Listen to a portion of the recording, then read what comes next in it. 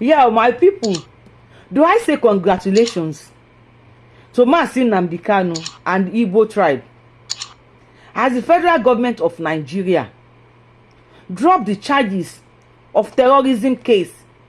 They closed the terrorism case against NNAMDI KANU. They said no case. No case to answer. The charges has been dropped today, being 19th of June 2025. NNAMDI KANU, this is the man that we all know as the leader of the IPOB, the indigenous people of Biafra land. Tó ti wà ní àkàtà àwọn DSS for years. They charge him for many things with no evidence. No evidence to prove. Like when Governor Opusodima said, òun ló ní káwọn èèyàn máa lọ kán lọ ṣe jailbreak ní Enugu, where many lives were lost, many people were on life. And they say, yeah, bring out the evidence. Yes, they brought out a video evidence to court.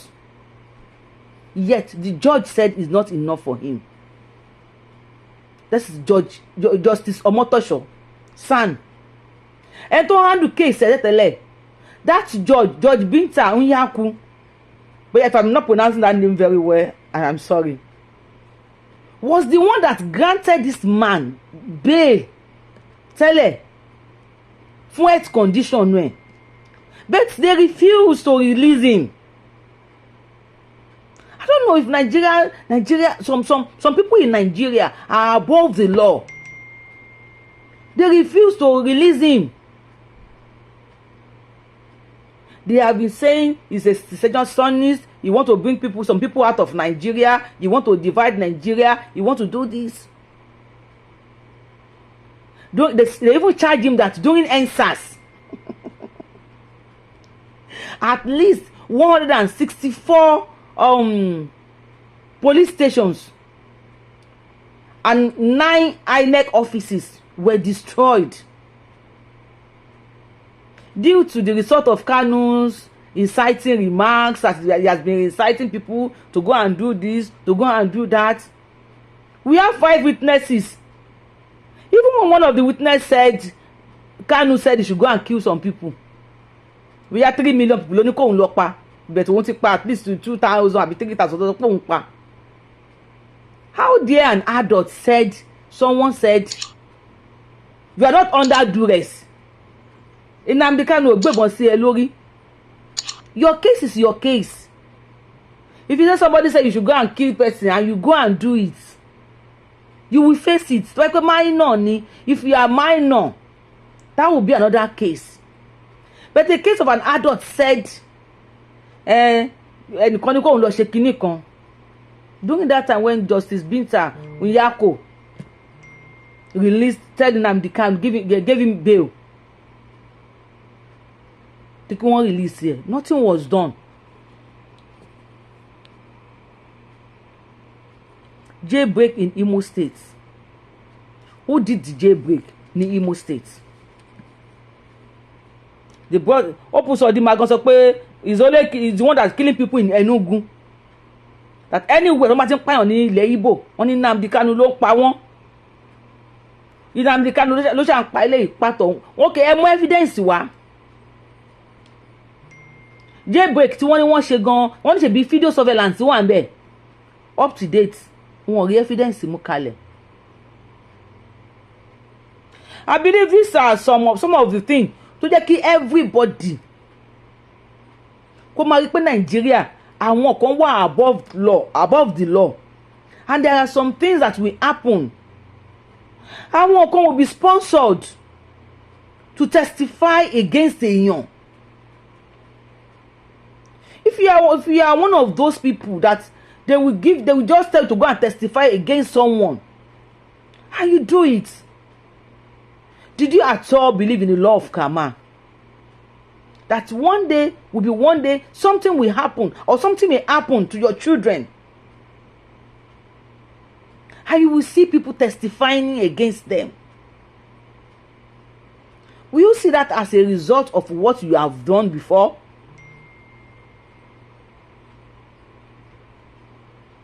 Will you be able to defend your children then?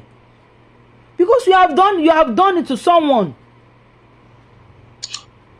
Now, the case against NNAMDI KANU has been dropped today. I was like, how come?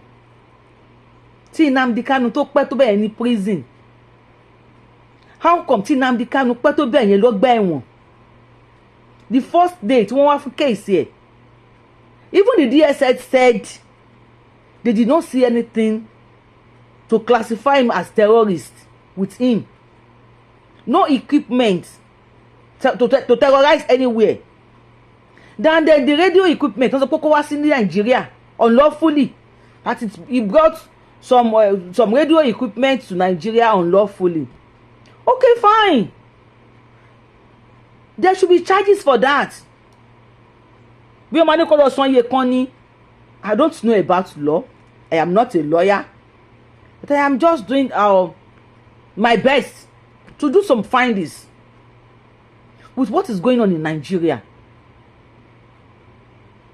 NNAMDI KANU, orí bí wọ́n ṣe ń pa àwọn èèyàn ẹ̀. Olóhùn leader of IPOB. The same way Sunday Igboho, orí bí wọ́n ṣe ń pa àwọn èèyàn òun. NNAMDI KANU has been in prison for years.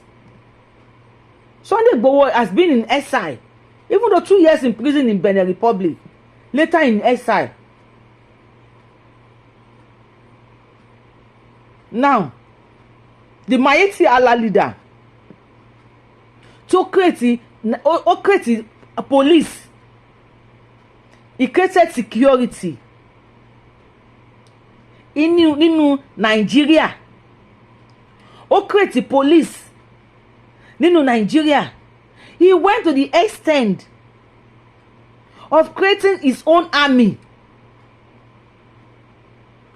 It has never been done or heard from anywhere that a country have 2 armies. He created army and even auto uniform for one. Because when people say they want to divide Nigeria, you cannot have 2 army. Nínú ìlú. That means pé àwọn kan ti jẹ́ ìlú méjì nìyẹn. So wọn ò tí ì pín ìlú. But he was discharged and acquitted. He is living fine with his people. The Miyetti Allah leader. Ado Alero, the olórí àwọn agbésùnmọ̀mí, that they declared the most wanted person in Nigeria, is now doing meeting with the Nigeria military. They declare him wanted, but surprisingly, even though many people are saying it's not a surprise to them because they believe the Nigeria military body, they will not do anything. Does that say some people are above the law? I can see this as the practice of oligarchy. When or let me say, little set of people will be controlling the nation, and nobody will be able to do anything. But today now, Justice Omotosho has said no case for NNAMDI KANU. That they should go and bring no case for Okowa. And once you adjourn case now, see July 8, 2025. Now no case. I wish by July 8, 2025, NNAMDI KANU will be discharged and acquitted. I wish. I pray he will be discharged and acquitted. Because I don't know why Gumi will be walking freely around Nigeria. Why Ado Alero will be walking freely. He was the one even giving Nigeria government. He was warning them that they should stop calling them bandits. if they want peace. Giving the Nigeria government warning. I was like, is it because they refuse to declare them as terrorists? They were calling them bandits. And now he's saying it, beating his chest. What effrontery? I believe it's because Nigeria is not working. Trust me. If Nigeria is a country that is working fine, that's the judiciary, even though not all of them, not all, because I won't say all, because this one that Justice Omotosho said, the case has been closed, no case. And let me check here, because when I was doing my research, I asked when you said no case, it's a submission of no case to answer at trial. A defendant may decide to make a submission of no case to answer. It's no case to answer. Let's hope àwọn alágbára will not go behind. You understand? Because Nigeria will tell you it's 2 o'clock. But when you go out to check, when they tell you good morning, sometimes you go out to check, it will either be afternoon. In legal term, no case or a no case to answer. Submissions means the defendant argues that the prosecution of plaintiff has not presented sufficient evidence to prove their case, and therefore the judge should dismiss the charges of claim. You see, all this claim, they say the jailbreaking, killing of people, they say they should bring video evidence. Nothing.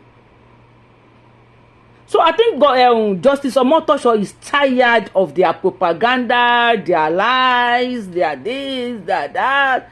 I think she will be wasting of time. Justice James Omotosho will be wasting of time. Why would I be coming to the court every time?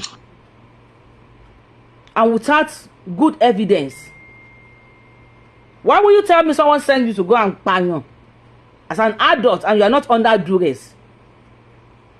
So the meaning of no case, the motor láti lọ ṣe research nípa ẹ̀. Tony, in legal terms, you know, I said I am not a lawyer, no, a judge.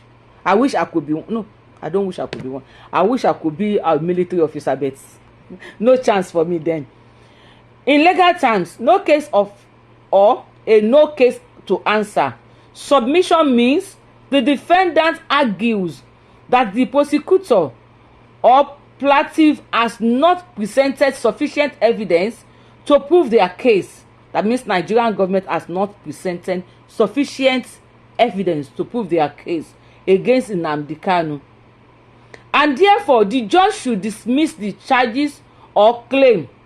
This often happens at the close of the prosecution's or plaintiff's case before the defense present its evidence. Sorry for that. Here is more detailed explanation what it means. Insufficient evidence. The defendants argue the evidence presented by the other side is not strong enough to support a conviction or judgment in their favor. So there's no sufficient evidence. Now, the defendants argue the evidence presented by the other side is not strong enough to support a conviction or judgment in their favor. No prime facie case, the defendant argues that even if all the evidence presented by the prosecution is accepted as true, it does not establish the essential elements of the crime or cause of action according to read solicitors At the halfway stage, this type of submission is typically made after the prosecution or platform case has presented their case, but before the defense has presented its evidence according to Eliloka. That's Nigeria evidences, or let me say evidences, because not just evidence. They have many witnesses that have come out, including mask witness. Someone is in the court to witness and is putting on mask. It's fine. It's fine. But after today, there's something come tomorrow. There's something called tomorrow that owes the law of karma. This life is a turning point. The dice is still rolling. Yorubawuyi lórúkọ mi. Yorubawuyi ni mo ń jẹ́. If you are coming across my page for the first time, I'm the one and only Akalolo of Yoruba land. The other one, Yoruba Omojomola, Yorùbá tí ó pé méjì, Abẹni ọmọ tí ó ṣe parọ́. Please download tap send. Use my promo code Abiola TTS. At the first time, if you want to send money to Nigeria, there's no third party. We are fast, we are reliable, and those of you that have been using it, I say thank you. Please share this to many people in your contact. Tell them not to forget to use Abiola TTS. Thank you. See you some other time. Don't forget to subscribe to my YouTube channel. Click the notification bell. If you love this, thumb up on it. Thank you. See you some other time. Bye.